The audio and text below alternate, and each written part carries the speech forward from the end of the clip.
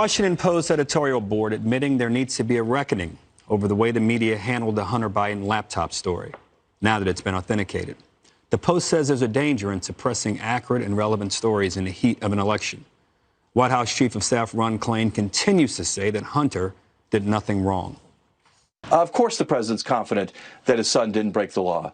I want to just be really clear. These are actions by Hunter and his brother. They're private matters. They don't involve the president. Judge, in light of Mr. Klain's comments, and there are two issues here, the press waiting as long as they did to say that this thing is, that the story has some relevance and legitimacy. Legs. And then two, the legal part of it about what Ron Klain is saying. Can you address in that order? I'd be more than happy to address it. First of all, why did it take, is it 17 months? 15 months for them to say, gee, it's not Russian disinformation. And what's going to happen to those 51 intelligence people who said it was Russian disinformation? They lied. They lied for political, ideological purposes, okay? And no one is taking them to task for it.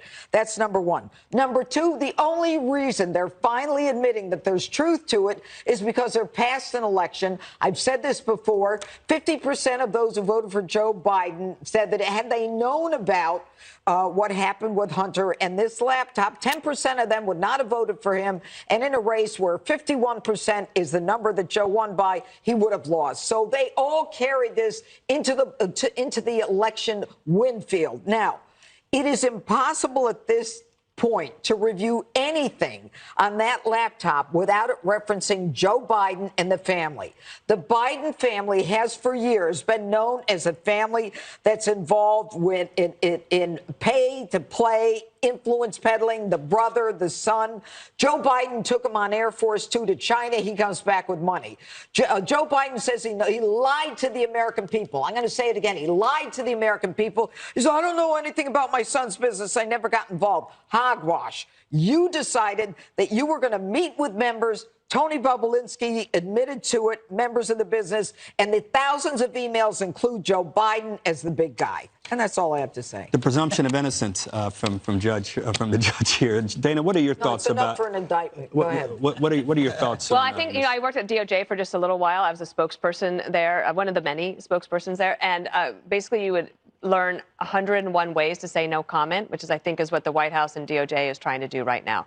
I don't have any evidence to think that the White House is pressuring the DOJ in any way. Besides prosecutors, they really don't like that. And so they don't have to be told that this is super sensitive. They know that if there is one iota that it looks like Joe Biden was involved in some way or influenced in some way, that the White House is messaging what the almost called him the prime minister, what the chief of staff just said, which is that he has full confidence his son didn't do anything wrong. There's no there's nothing there. That will all blow apart. So I think the DOJ is just trying to slow walk this as long as they can. They might try to say, well, we don't do things before elections, but Hunter Biden is not on the ballot. So I don't think that will wash either. Correct. We're going to be covering this extensively in the Gutfeld show tonight, which you have new information. I'll have new information, which should be a relief given that the basketball game has been canceled. You'll be hearing about that more at 6 o'clock with Brett. We'll be covering that live, I believe. Well, the bottom line is there's no disadvantage to copping to it now. That's the whole thing. The Washington Post raised this question. You know, why did it take? Well, it was good to be prudent then, but now we've got no.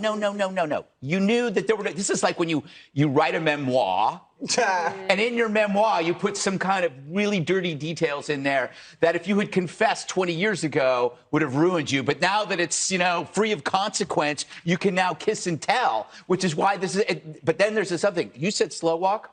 I think it's a fast walk. I think that Joe is not going to be there for 2024, right? So and they're going to tell him that he's got to go back to home. But the trade-off is that he gets to pardon Hunter. So that's what I think they're going to fast walk it. This is what you would call a conspiracy. Shh, everybody.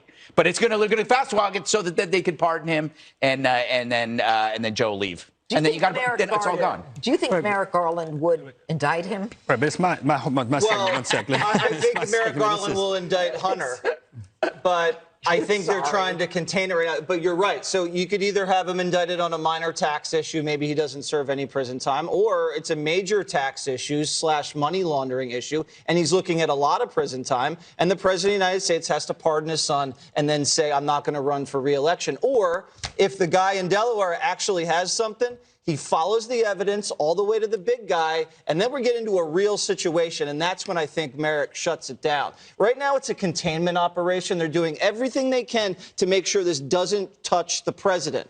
But notice what the Washington Post did. They've been able to authenticate all the information implicating Hunter Biden, but mysteriously, they couldn't authenticate any of the emails that mentioned the big guy and 10 that they were holding for him, or the joint bank accounts that Biden shared with Hunter, or the bills that Hunter was paying for his father, or the fact that Hunter made like millions of dollars doing China consultant while Joe was VP. They couldn't authenticate any of that. Isn't that mysterious? Look, I'm not here to answer those questions. You are. You are the ombudsman for the Washington Post.